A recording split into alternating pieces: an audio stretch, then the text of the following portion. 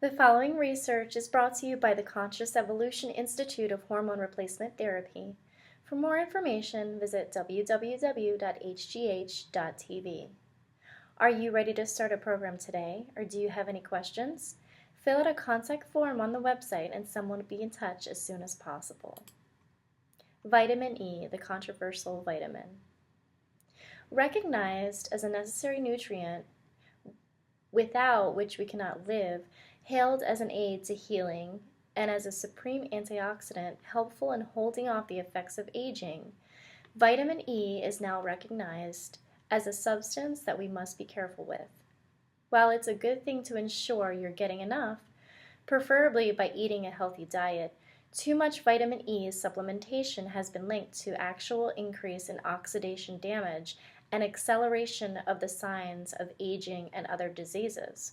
So it pays to know what you are doing when your diet is in question. Your health, your quality of life, and the length of life all are at stake. Not long after vitamin E was discovered in 1922, researchers determined that it had beneficial effects on premature infants who had failed to grow.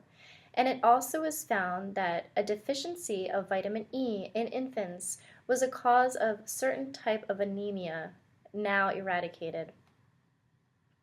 One of the causes of aging of our bodies is oxidation, which causes cell damage. And one of the major causes of oxidation are free radicals and the cell-destroying chain reactions they cause. And vitamin E in small quantities is a very good antioxidant. Getting enough of it has been shown to slow down the oxidation and cell damage that we perceive as aging. In fact, it's been called the body's main defender against oxidation. Vitamin E has also been shown to especially retard LDL cholesterol oxidation and fight plaque formation in the arteries, one of the main causes of cardiovascular disease. In fact, the New England Journal of Medicine published a study which found that there was significant lowering, up to 80%, of heart disease risks among these with sufficient intake of vitamin E. It's also been found that getting enough of this nutrient in your diet can help prevent breast and prostate cancer and can even slow down cognitive decline as we age. It's also important to distinguish between the natural and synthetic forms of vitamin E. There are 8 different varieties of vitamin E on the market, but to tell whether your multivitamin or supplement is natural or synthetic, just look at the prefix. If it's D, then it's natural compound. If it's di, then it's synthetic. Some doctors say that the natural form is far more effective.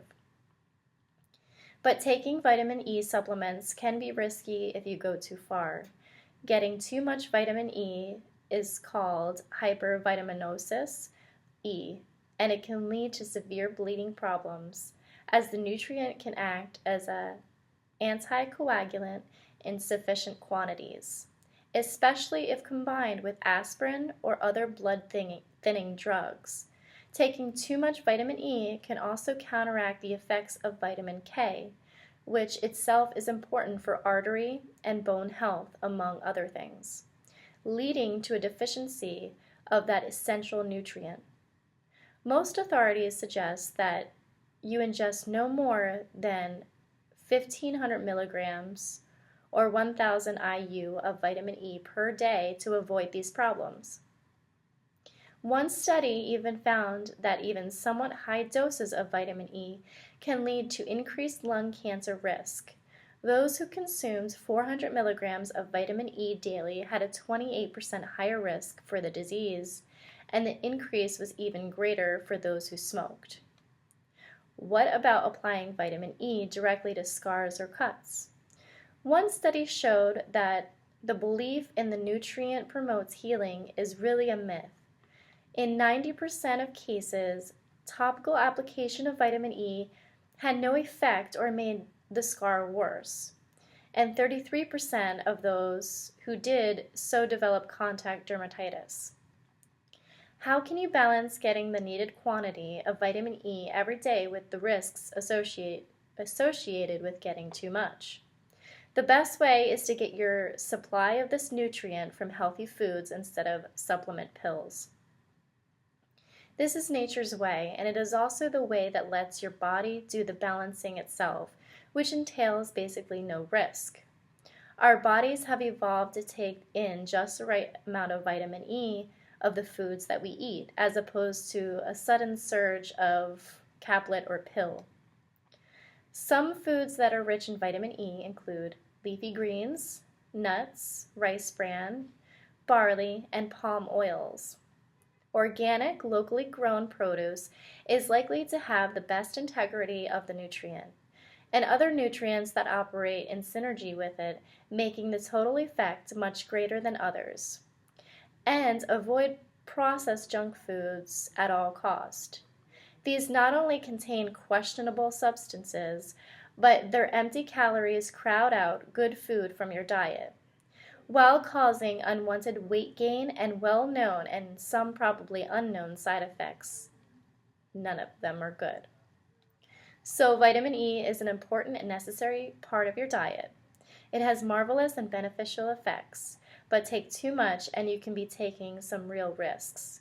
The small quantity of vitamin E you get from quality multivitamin and from a healthy diet should be sufficient for most people. Add extra supplements only with carefully planning and understanding of their effects.